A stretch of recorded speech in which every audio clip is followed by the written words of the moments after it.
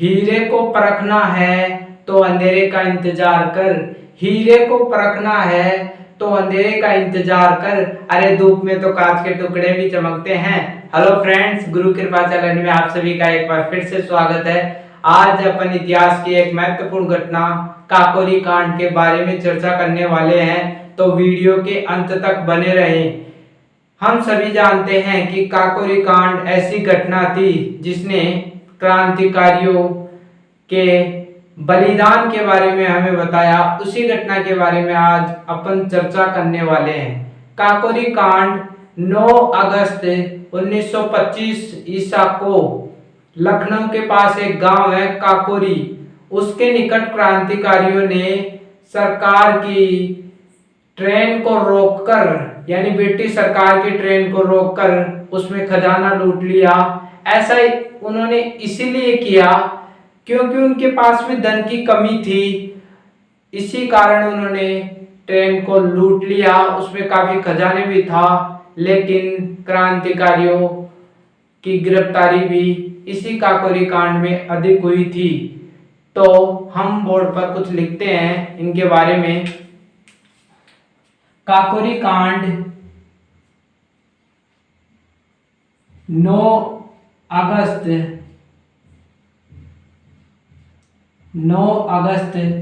1925 ईसा को क्रांतिकारियों ने लखनऊ के पास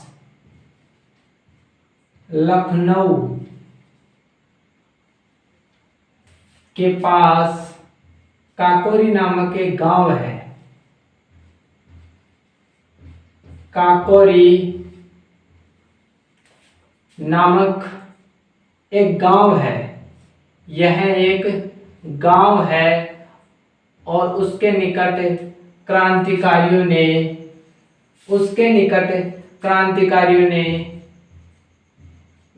धन को लूट लिया।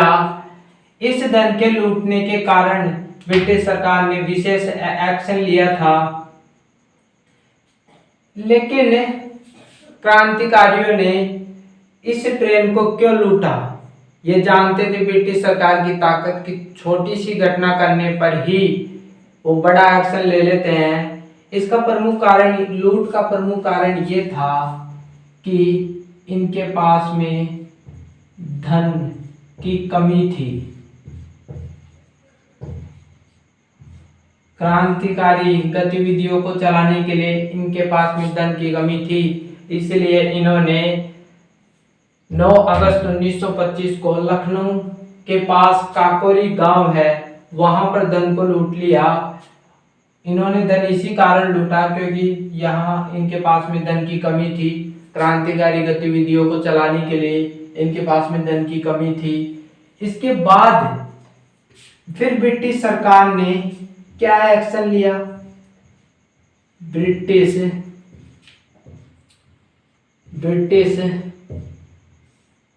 सरकार का एक्शन क्या आया, प्रतिक्रिया का क्या आई, उसके बारे में चर्चा कर लेते हैं। तो पॉइंट डालेंगे।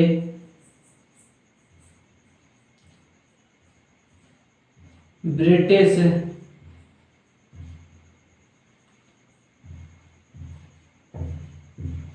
सरकार की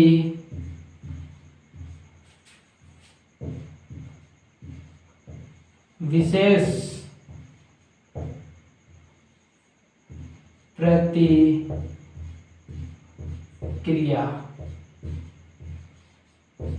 प्रतिक्रिया यानी ब्रिटिश सरकार ने क्या एक्शन लिया उसी के बारे में अपन जानने वाले हैं। इन्होंने काकोरी कांड के तहत अनेक क्रांतिकारियों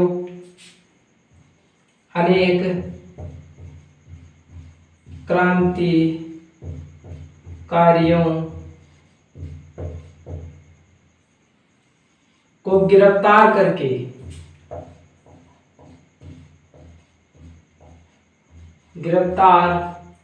करके उन पर जबरदस्त मुकदमा चलाया और इन्होंने इन क्रांतिकारियों को ब्रिटिश सरकार ने काफी पिटाई भी की थी। इस काकोरी कांड की घटना हमें एक मूवी है भगत सिंह मूवी, भगत सिंह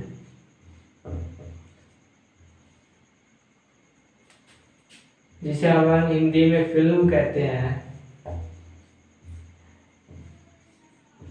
कोई दूसरी फिल्म देखो या ना देखो वो आप जानो, लेकिन भगत सिंह की मूवी कभी देखना मत भूलना, क्योंकि इसके अंदर वो साहस दिखाया गया है जो एक सच्चे हिंदुस्तानी के अंदर वो साहस होता है, वो दिखाया गया है। और काकोरी कांड जो घटना है उसके बारे में भी इसमें खुलकर डिस्कस किया है कि किस प्रकार उन्होंने जो ब्रिटिश सरकार की जो ट्रेन थी उसको पूरी तरीके से लूट लिया था।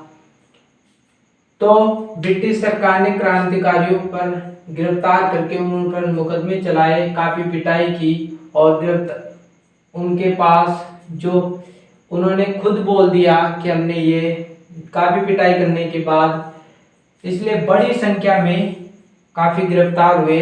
इनमें से मैं कुछ के नाम लिखूंगा। पहला क्रांतिकारी राम प्रसाद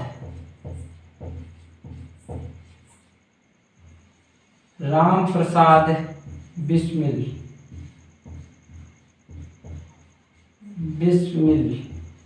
राम प्रसाद बिस्मिल। दूसरे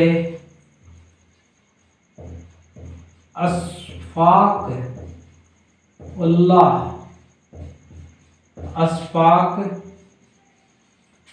उल्लाह खां। रोशन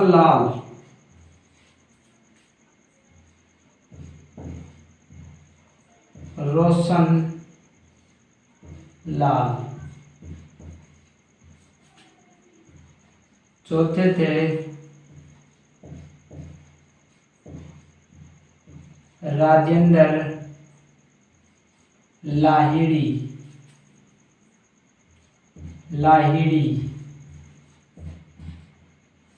ये जो प्रमुख थे इनको फांसी की सजा सुनाई गई थी।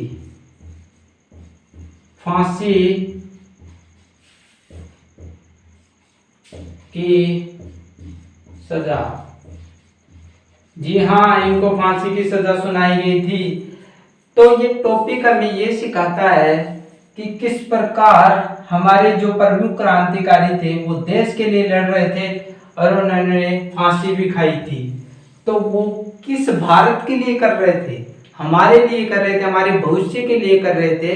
तो हम उनके बलिदान को बिल्कुल नहीं भुला सकते और मैं आशा करता हूँ कि आप भी उस बलिदान को बिल्कुल नहीं भुलाएंगे। हमें इनका शुक्रगुजार होना चाहिए कि हमें हमारे भविष्य के लिए ब्रिटिश सरकार के चंगुल से इन्होंने ही छुड़ाया था। तो इनको फांसी की सजा सुनाई गई। एक कैंडिडेट और थे सचिंद्र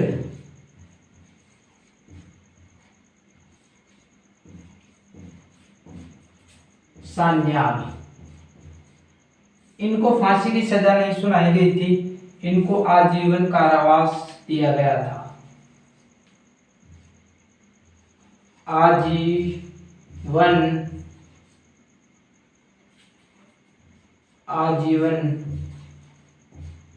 कारावास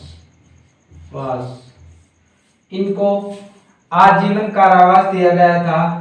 इन 5 को वापस रिपीट कर देता हूं कि क्रांतिकारियों को गिरफ्तार करके उन्हें विशेष सजा सुनाई गई थी, जिसमें राम प्रसाद बिस्मिल, अशफाक उल्लाह खां, रोशन लाल, राजेंद्र लाहिड़ी, इनको फांसी की सजा सुनाई गई थी। एक कैंडिडेट और थे सचिंद्र सान्याल, इनको आजीवन कारावास सुनाया गया था।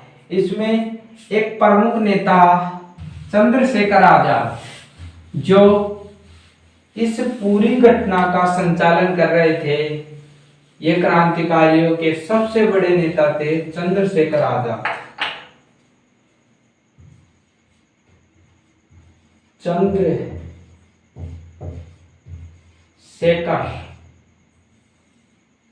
आजाद। ये क्रांतिकारियों के एक प्रमुख नेता थे। इनको ब्रिटिश सरकार बिल्कुल भी गिरफ्तार नहीं कर सकी और बाद में इन सभी का बदला, जो फांसी पर चढ़ाया गया था, उन सभी का बदला ये गुप्त रूप से लेने लगे। क्रांतिकारी गतिविधियों को ये गुप्त रूप से संचालन करते रहे। अब जो चंद्रशेखर आजाद थे वो सभी क्रांतिकारियों की जो सजाए मौत दी गई थी उनके बलिदान को ये भुला भी नहीं पा रहे थे। और जब एक क्रांतिकारी मरता था तो चंद्रशेखर आजाद को बहुत ही दुख होता था। इसलिए इन सभी की मौत का बदला वो लेना चाहते थे। इसलिए इन्होंने विशेष कदम उठाया। इन्होंने विशेष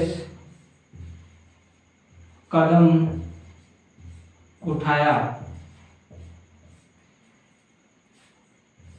ये कदम क्या था? 8-9 सितंबर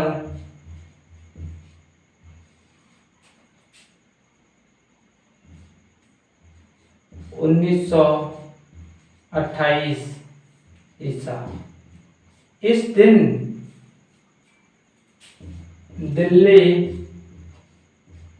दिल्ली के फिरोज शाह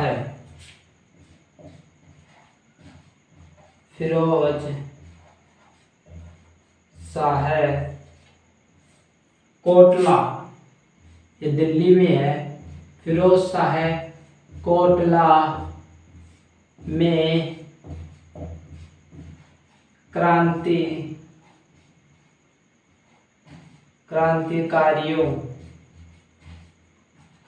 क्रांतिकारियों की एक बैठक हुई थी।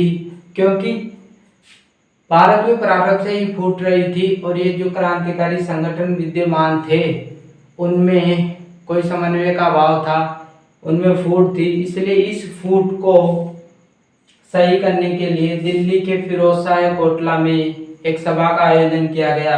8-9 सितंबर, इसमें सभी क्रांतिकारी थे और इस सभा में एक समिति की स्थापना भी की गई थी। उसकी भी मैं यहाँ पर चर्चा करूंगा।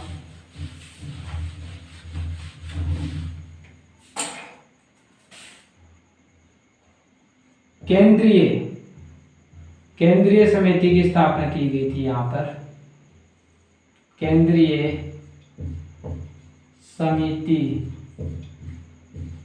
की स्थापना की गई थी और इस केंद्रीय समिति की स्थापना के माध्यम से ही सभी क्रांतिकारी संगठनों को इसके जरिए एकत्रित करना, यानी उनमें एकता स्थापित करना कि आप सभी एक हो जाओ और ब्रिटिश सरकार को उखाड़ फेंको। इसीलिए इसमें जो प्रमुख नेता थे उनके नाम का भी मैं जिक्र करना चाहूँगा। प्रमुख नेता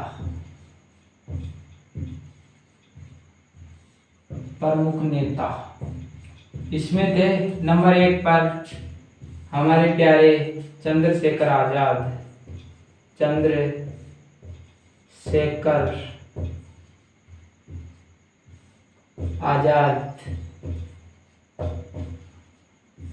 दूसरे भगत सिंह।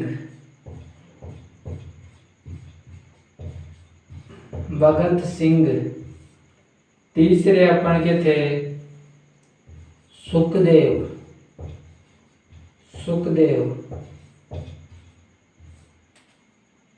चौथे शिव वर्मा। पांचवें विजय कुमार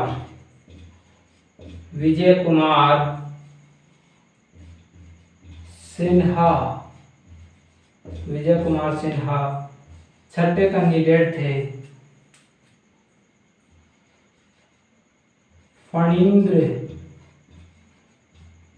फणींद्र नाथ घोष। 7वें कुंदन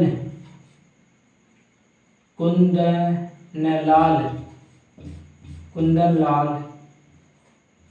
ये क्रांतिकारी इस केंद्रीय समिति में सम्मिलित थे। दोबारा से रिपीट कर देता हूं कि 8-9 सितंबर 1928 को दिल्ली के फिरोज शाह कोटला में क्रांतिकारियों की एक मीटिंग का आयोजन किया गया था। सभी क्रांतिकारी संगठनों को यहाँ पर एकत्रित करने के लिए, पुंज बनाने के लिए, इसलिए यहाँ पर केंद्रीय समिति की स्थापना भी की गई थी, जिसके प्रमुख नेता थे चंद्रशेखर आजाद, भगत सिंह, सुखदेव, शिव वर्मा, विजय कुमार सिन्हा, फणींद्र नाथ घोष, कुंदन लाल, ये सारे थे। तो इस टॉपिक में हमने क्या सीखा?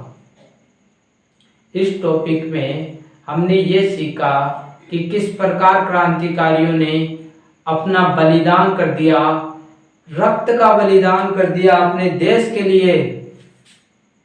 ऐसे भारत की जमीन में वीर हुए हैं जिनका खून का कतरा भारत की आजादी में लगा था। मैं आपको ये जो पढ़ा रहा हूं, ये खून के पन्ने हैं, ये खून के पन्ने हैं, ये खून के पन्ने हैं। इतिहास जब पढ़ाया जाता है, इतिहास छोटा मोटा विषय नहीं है, इसमें खून की नदियां बही हैं।